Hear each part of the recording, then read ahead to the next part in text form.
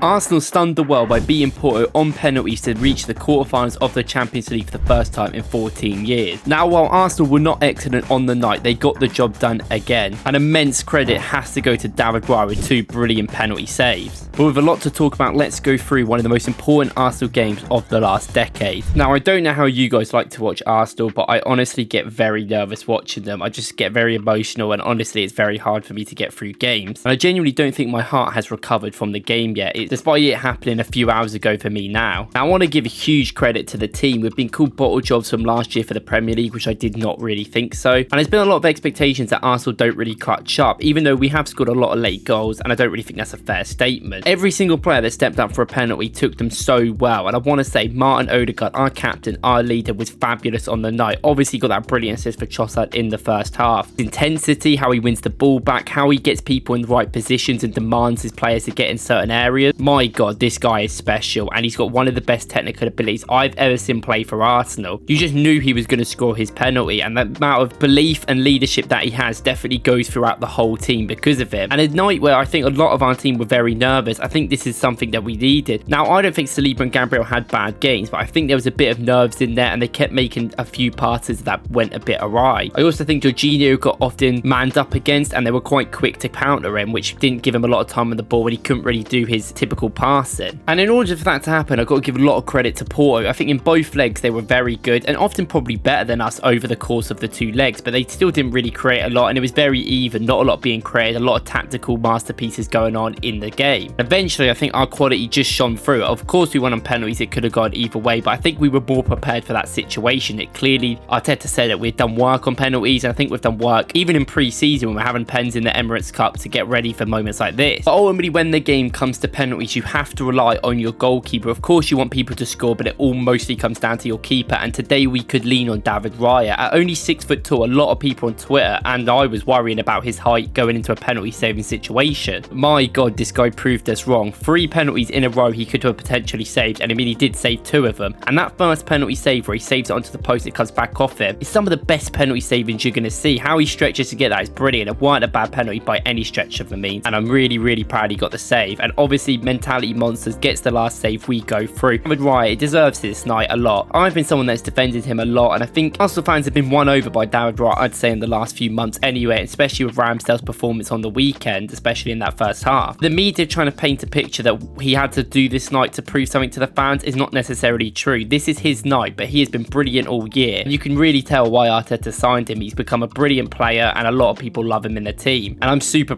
proud of David Raya that he's really come this far, and this is a big night for him. Someone like this, he hasn't played in these nights. He was playing in the Championship a few years ago. For a young team, this was a big night, and I could tell they were nervous, which is acceptable. And in the end, we got through, which I think will make us stronger in the long run, especially against a very solid defensive opponent like Porto. In a manner like this, if we just thrashed them, I think that may have not helped us later on in these Champions League ties. I know it's like a typical thing of saying, but I think it was really good. And in the end, obviously not at the time because it was stressful, but now looking back at it, it's very good that we got it through in this way. And I'm still very confident in this side in this competition. But it is funny to me that we did win on penalties, and I think we were very ready for them, because I think our mentality in the game, and I think some of the situations that we got ourselves into weren't exactly the best, and I think we were honestly quite worried. Zinchenko should have come on in the actual 90 minutes, I think, but Mikel Arteta, I think, was worried about them playing in the channel, so he didn't want to bring him on, and when he brought him on, I thought he was kind of useless and kept giving the ball away. And I think that's why Arteta was scared to change things up a lot. That's why he barely did many subs until he got into extra time. And although Trossard did get the goal, I thought our wingers were quite poor in this game. I think Trossard did get into it, and obviously his goal was brilliant, but Saka really had an off game, and I think a lot of the time they were doing very aggressive tackles on them wingers, couldn't really get the ball, and we couldn't really get people like Havertz in actually good positions. Porto surprised me. They didn't really play a high line other than a little bit in the second half and later on in the game. They sat deep but had a lot of midfield presence again, and were very aggressive in that midfield, and often on transition they caught Arsenal out. Luckily it didn't really matter because they didn't really have much conviction in front of goal like the first leg, and they didn't score a wonder goal because we were freaking out this time. And sometimes I forget how young our team is. We've still got the second youngest team in the league, and they're still not necessarily experienced to these scenarios, so despite them being really good, sometimes you cannot experience for stuff like that. The fact that they're going to be a bit nervous in times and make loose passes. And to me, this is also a game where stats not really that important. Both teams sort of blocked each other off, and yet Arsenal did have a couple of chances by brilliant play, mostly by Martin Odegaard. It was definitely different scenarios in different play, and sometimes you can look at pass stats and you can look at completion stats, and I don't think that that really tells the whole picture. Lots of things happened. Both teams had large parts where they kept the ball and pressed the other team, and it was a very good tactical game by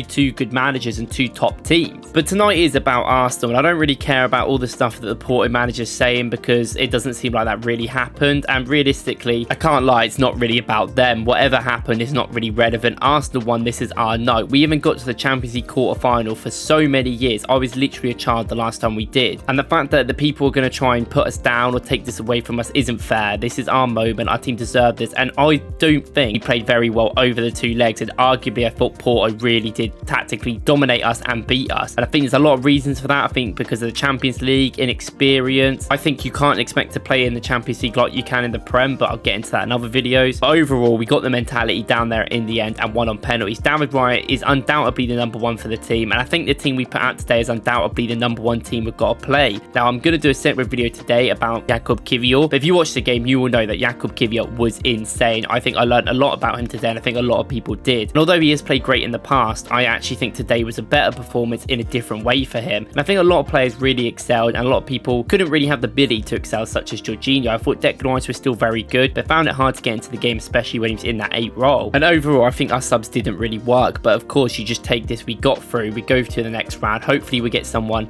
that does match up a little bit better, and this is why I think Arsenal might be a little bit better in other games, because Porto are a team that are going to just try and counter us rather than necessarily playing their game. They're going to play a very defensive system just to make sure we can't get on the ball, and they're going to counter us with transitional based play quite quickly. There's a lot of teams that will do transitional play very well, like people like Real Madrid are excellent at it, and people like obviously PSG. But these teams aren't necessarily as assured defensively and aren't really going to go out of their way to stop Arsenal's key players. They're more going to play their game, sort of see what Arsenal do. So it'll be very interesting. I think Arsenal have a lot more ability and chance against teams like that. But the performance isn't really relevant. We just needed to win, and we got the job done. That is really good for our future, and I'm very proud of the club. And I've got to say, for Porto's perspective, I really think Pepe must be on some sort of... He's 41 years old, he's that good. It's actually unbelievable. I thought he's one of the best players, and he's a clear leader for their team. And they've got really good players across the whole team, and I really think a lot of them you'll probably see in the Premier League in the time coming. Now, I'm going to have to milk this game and do quite a lot of videos about it. I mean, I do think tactically it's very interesting. I think a lot of things went on a lot of people probably didn't pay attention to, but obviously Arsenal do not play again for like 2.5 weeks, and then we play Man City on the 31st of March. Now, that is way too long for us not to be playing, but I think it's a much needed rest again. Unfortunately, we've got to go to the stupid international break, and hopefully a lot of players don't get injured out there. But at least hopefully next time we play in the Champions League, Martinelli will be back, and these big games will be back, so we can actually start a very good 11 and hopefully have more of a chance and be a bit more braver on the ball. Thank you guys for watching. Let me know what you thought about the game in the comments, and let me know who you want in the next round, and let me know who your standout players were as well. If you guys like this video, I recommend any of my videos on Arsenal, and if you like them, please like and subscribe. I'll see you in the next one.